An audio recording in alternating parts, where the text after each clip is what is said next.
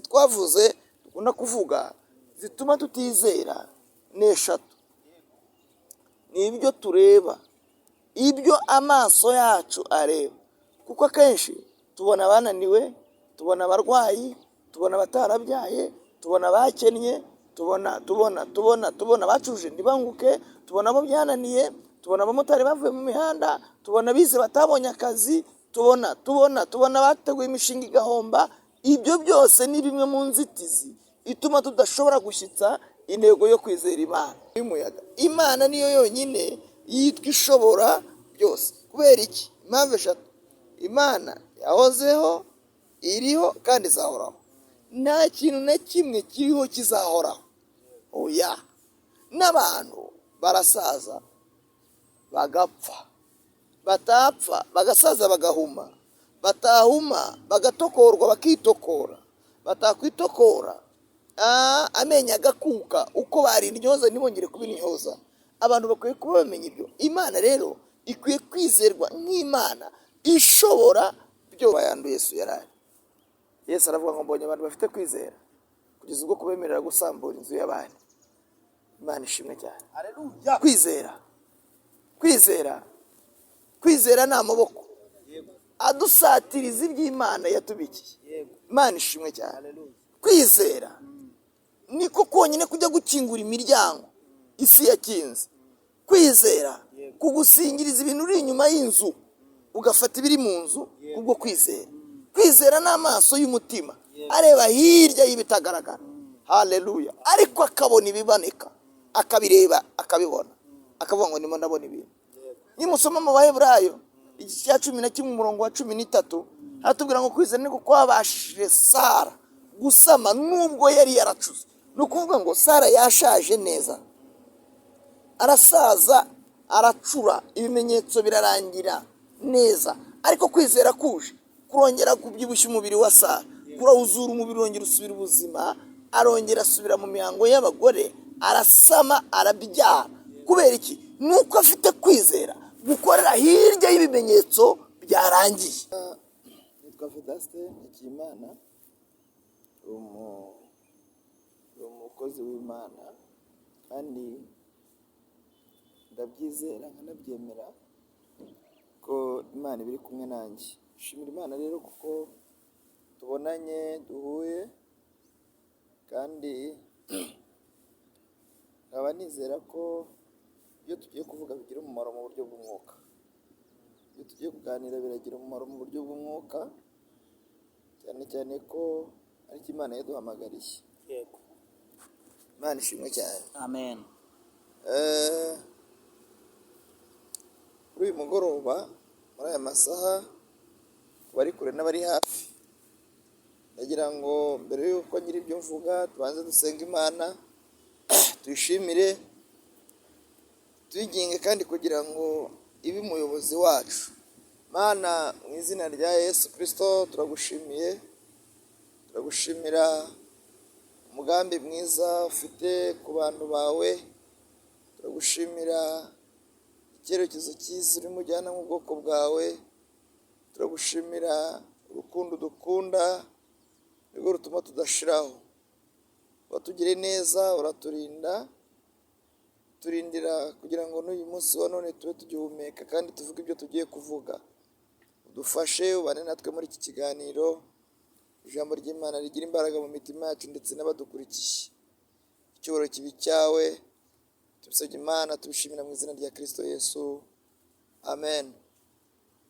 Uko nari mbivuze, ndashimira Imana uko Imana ifite imbaraga, Imana ifite ubutwari, kandi Imana ifite ubushobozi.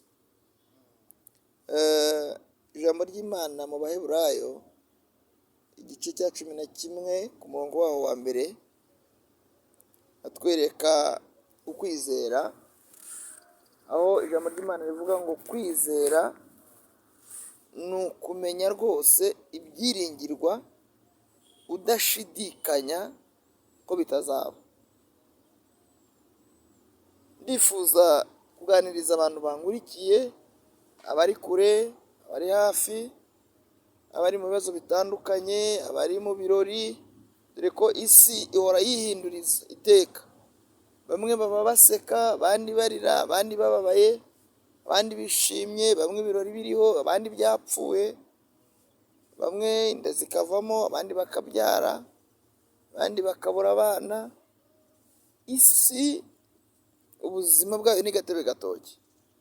Kandi reka nibutse abantu ko uyu munsi ushobora kuba wishimye, ariko ukwiye no gutekereza ngo ese ejo bizagenda biti.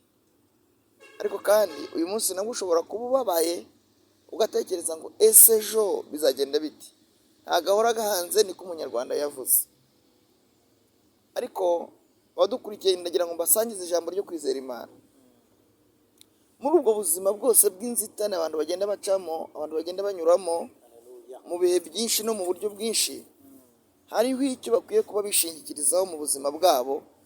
Bakwiye kuba bizera Imana badashidikanya ko ari Imana iriho kandi ko igorora abayishaka bose. Aho Bibiliya ivuze ngo kwizera ni ukumenya ibyiringirwa udashidikanya. Imana ishimwe cyane. Ni iki gitera Imana kutubwira ngo tuyizere? Ni uko Imana ifite ibintu yisangije, idahuriyeho n'abanyabwenge, idahuriyeho n'abaswa, idahuriyeho n'abakomeye. Ifite ibintu yihariye ubwayo. Reka mbabwire ko Imana ni Imana. Iryo zina ubwaryo yitwa Uwiteka. Kandi akaba n'abantu bakwigumura kubera ubwinshi bw'ibibazo, kubera gucanganyikirwa, kubera kuremererwa n'isi, isi ikabasakuriza. Imana yo ntigicanganyikirwa, yitwa Uwiteka. Imana, haleluya, yahozeho, iriho kandi izahoraho. Ni Imana itaboneshwa amaso y'umubiri, ariko mu buryo bw'umwuka ni Imana iboneka. Imana ibonekera mu byo yaremye. Imana ishimwe. Kuki dukwiye kuyizera? Ni uko ari Imana ishobora byose, inyuranye ibihe n'iminsi. Ifata abakomeye ikabacisha bugufi, igafata abaciye bugufi ikabashyira hejuru. Ifata abaswa batize ikabaha kuyobora abize by'ibihangange, kandi bakemera kuko bikozwe n'Imana. Imana rero ikwiye kwizerwa kuko ari Imana ishobora byose. Abantu benshi iki kintu Satani arakibakinga, ntibakimenye, bakagira ibindi bizera, bakagira ibindi bishingikirizaho, bakagira ibindi bibwira aho kwibwira Imana. Isi ikabarusha imbaraga bakayibwira, amashuri akabarusha imbaraga bakayibwira, imiryango ikabarusha imbaraga bakayibwira, amafaranga akabarusha imbaraga bakayibwira. Nyamara Salomo yaravuze ngo ibyo byose narabigenzuye, kubyishingikirizaho ni nko kwishingikiriza ku busa, ni nko kwiruka inyuma y'umuyaga. Imana niyo yonyine yitwa ishobora byose. Kubera iki? Impamvu eshatu. Imana yahozeho, iriho kandi izahoraho. Nta kintu na kimwe kiriho kizahoraho. Oya. N'abantu barasaza bagapfa, batapfa bagasaza bagahuma, batahuma bagatokorwa bakitokora, batakwitokora amenyo agakuka, uko bari intyoza ntibongere kuba intyoza. Abantu bakwiye kuba bamenya ibyo. Imana rero ikwiye kwizerwa nk'Imana ishobora byose. Bene data mungurikiye, bari mu bibazo, bari mu birori, bari mu byishimo, nimunega amatwi mabwire iki? Imana ikwiye kwizerwa kuko ari Imana yonyine yisangije gushobora byose. Nabigenda ihutuvungukira, n'utuvungukira ibaha. Nabigenda iha ku bintu, n'utuvungukira. Abigenda iha ku bwenge, n'utuvungukira. Twabonye abahanyabwenge benshi bubatoromatiza bagasara. Ugasanga umuntu asaranye lisanse, agasara ari dogiteri, agasara ubwonko bwe bukicanganyikira, bakamuvuza ahakomeye n'ahoroshye bikanga kugeza ubwo bamureka. Ariko Imana ikwiye kwizerwa kuko ari Imana ishobora byose. Nta kindi kiriho gikwiye kwishingikirizwaho usibye Uwiteka wenyine. Kandi kuko Satani azi ko izo mbaraga Imana zifite, kuko Satani azi ko ubwo bushobozi Imana bufite, akinga abantu agahu, akabashyira ikintu imbere kugira ngo batizera ko Imana ishobora byose. Ikabereka ko hari ibindi, akabereka ko hari ukundi, ikabereka ko hari izindi nzira, kandi izo nzira zose Satani abereka ni ukugira ngo abahishe ubwiru, ibanga riri mu kwizera Uwiteka Imana. Imana ibafashe, Imana ibagire neza. Ni ukumenya, iyo hajemo gushidikanya ntabwo harimo kwizera Imana, iyo hajemo kubaza ntiharimo kugera ku ntego. Aribwo bitumye ntekereza umugore umwe w'umunyamahangakazi yigeze yizera Yesu, aramwizera, arafite umwana urwaye, aragenda ageze imbere ya Yesu aramubwira ngo mwigisha, mfite ikibazo, mfite umwana urwaye, ariko wamungiriza? Ndizera ko wamungiriza. Yesu aramubwira ngo ibyo kurya by'abana banjye ntabwo nabihimbwa. Umugore ngo ntiyacika intege, amenya kuvuza, afite ubushobozi bwo guhindura umuntu uko ashaka. Haleluya. Aramubwira ngo mwigisha, nanjye ubwanjye n'umwana wanjye, ikibazo dufite ntabwo gikeneye ibyo kurya byo ku meza, ahubwo kirarangizwa n'utuvungukira. Mbega umugore wizeye, mbega umunyamahanga wizeye. Aramubwira ngo n'imbwa zitegerezwa kurya utuvungukira twavuye ku meza ya shebuja, nanjye n'umwana wanjye turifuza utuvungukira twavuye ku meza yawe, kuko turimo igisubizo cy'ikibazo dufite. Yesu aratangara, mbonye umuntu ufite kwizera. Imana ishimwe cyane. Kwizera rero ni ukwizera Imana udashidikanya.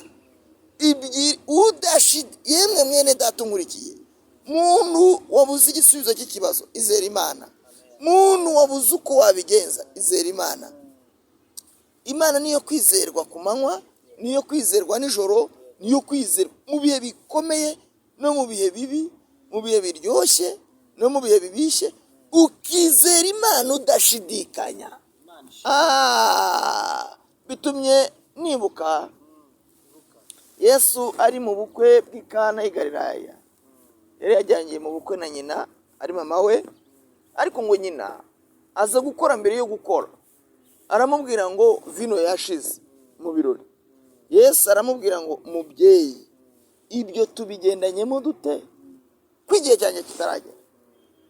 Nyina aragenda abwira abahereza, arabwira ngo icyo abasaba, ababwira, abategeka, mwizere mugikore. Yesu yaraje arabwira ngo nimudaha amazi. Ntibamubaza ngo nayiki, ntibamubaza ngo biragenda bite, ntibamubaza umuti bashyiramo ngo arabwira ngo kandi mukida mugende mushyikirize umusangwa mukuru. Baragenda baramuhereza, ntibasogongera. Nibwo bukwe nasomye bunyereka amakosa menshi yari gukorwa n'abasizofe n'abanyabwenge bw'isi, ariko kwizera gusumba ubwenge bw'isi. Ngo baragenda bashyikiriza umusangwa mukuru, ngo asogongeye, ngo aratangara. Arababwira ngo ndatangaye, mwebwe protokole mwakoze irapfuye. Ni gute mubanza izibishye mugasoresha ibirori iziryoshye? Ariko impamvu abivuze nuko kwizera kw'aba bantu niko kwahinduye amazi kuryoha. Iyo bataza kubyemera ntabwo amazi yari kuryoha. Iyo rero umuntu yizera, akizera Yesu, akizera imbaraga ze, akizera ijambo rye, akizera ubushobozi bwe, n'ibyari bibishye biraryoha mu izina rya Yesu. Usibye no kumuryohera, biryohera n'ababihaye. Niko imbaraga zo kwizera zimeze. Yesu ni uwo kwizerwa n'imfubyi n'abapfakazi n'abatunzi n'abakene, abahinzi, aborozi, abakozi, abakorerwa. Yesu ni uwo kwizerwa kandi mu bihe bikomeye. Reka mbabwire, iyo inzira zose zarangiye hasigara inzira imwe gusa yitwa iyo kwizera. Kwizera ntigusaba ko uri mu iteraniro, kwizera ntigusaba ko uri muri biro, kwizera biragusaba uri no ku gitanda, uri muri serumu, uri muri koma, biragusaba ngo wizere ko Imana ishobora byose. Kwizera ntibigusaba ko ufite amafaranga, no. Kwizera bigusaba kwizera Imana udafite n'igiceri. Kwizera ntabwo bishyira kondisiyo ngo ugomba kwizera ufite umuryango. Kwizera birakugira udafite n'uzi mufitanye isano. Kwizera ntibigusaba ngo nuko ufite diplome ihambaye, biragusaba kwizera mu gihe utazi no kwandika izina. Ariko twagiye tubona abantu bizeye Imana batazi no kwandika amazina yabo, bikorera imizigo y'abantu, ariko bakwizera Imana. Imana igahindura ubuzima bwabo bagahinduka abakoresha b'abandi. Imana ishimwe. Bene data, nimwizere Imana. Ndagira ngo dusenge babwira izindi mpamvu nk'ebyiri zikwiye kudutera kwizera Imana. Imana hari ibintu yihariye. None se Imana ntirwara? Imana ntipfa. Imana ntibura inzira. Ukwiye kwizera Imana, ugatekereza imbaraga zayo, ugatekereza gukomera kwayo, ugatekereza ubushobozi ifite, ukaguka ibitekerezo byawe bikaguha kwizera Imana itaboneka ariko ikora ibiboneka. Reka babwire ko Imana ntigiboneka ariko ikora ibiboneka. Ni Imana rero ishobora byose. Hari abagabo bagize kwizera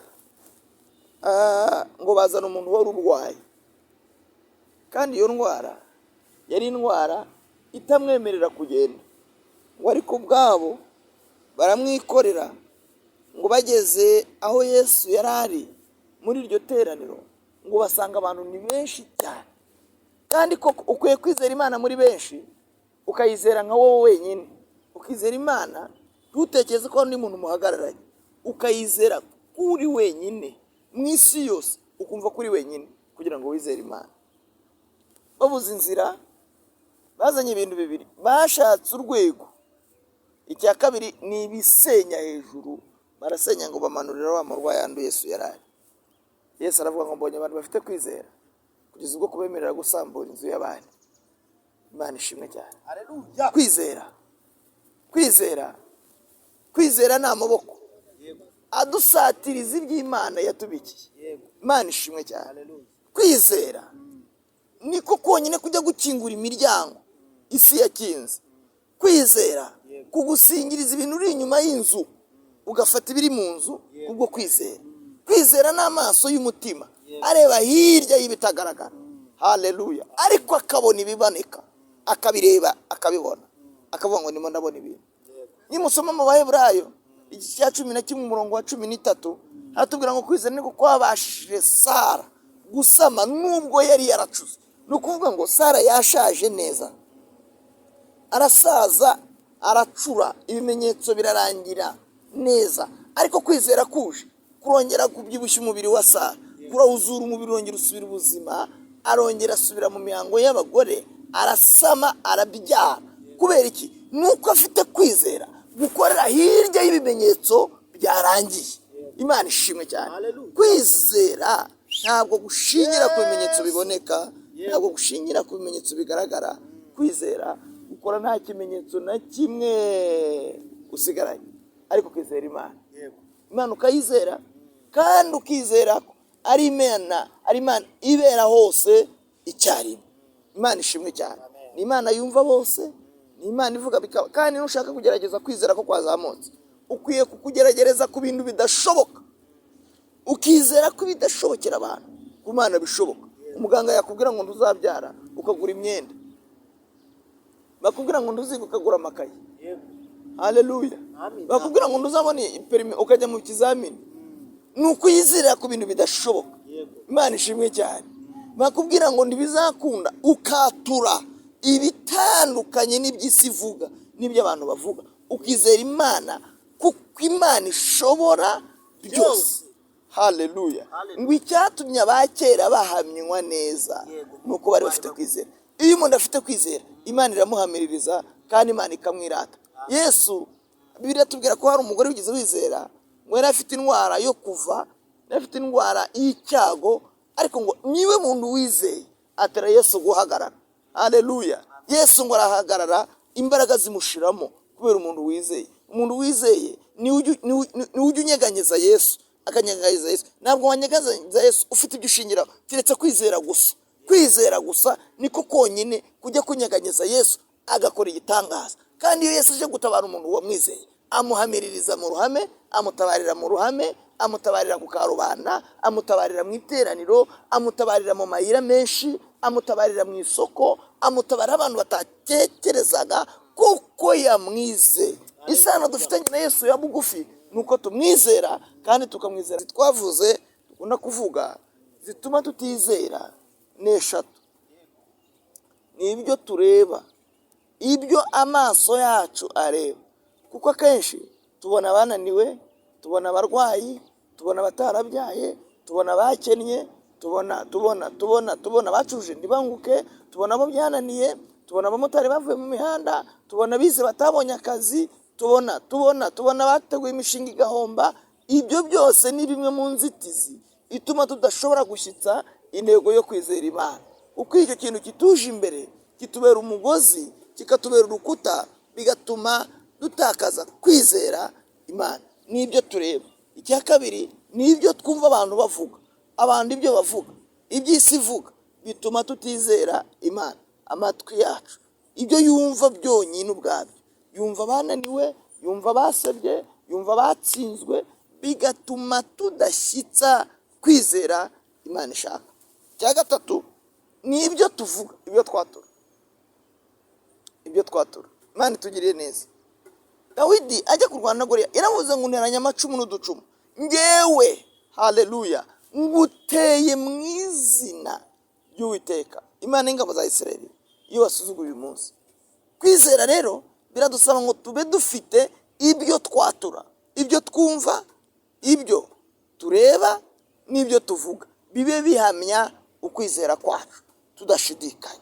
Imana ibagiriye neza, Imana ibahe umugisha, Imana ibarengere, Imana ibahe kwizera kwagutse kuri hejuru, Imana ibahe kwizera kurenza amaso ibyo mureba, kurenza amaso ibyo mwumva, kurenza amaso ibyo mwavuze by'intege nke, ahubwo twatura ibintu bikomeye kugira ngo Imana ishyigikire kwizera kwacu.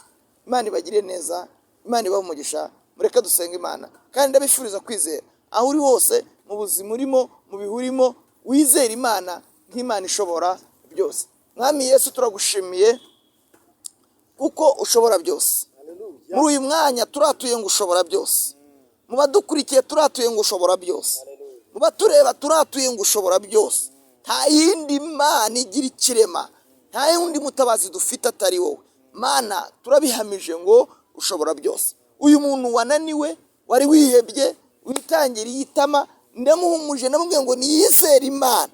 Imana ishobora byose. Muri mwe yaravuze ngo abantu bizera abandi bakabahemukira, ndetse babanga amaso ntibagire icyo babamarira. Ariko wowe Uwiteka, haleluya, uri uwo kwizerwa, uri uwo kwizerwa.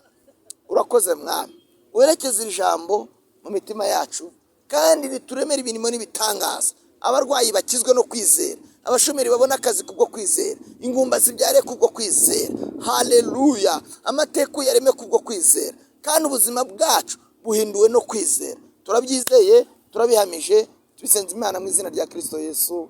Amen, amen, amen. Imana ibahe umugisha, Imana ibagiriye neza. Shalom.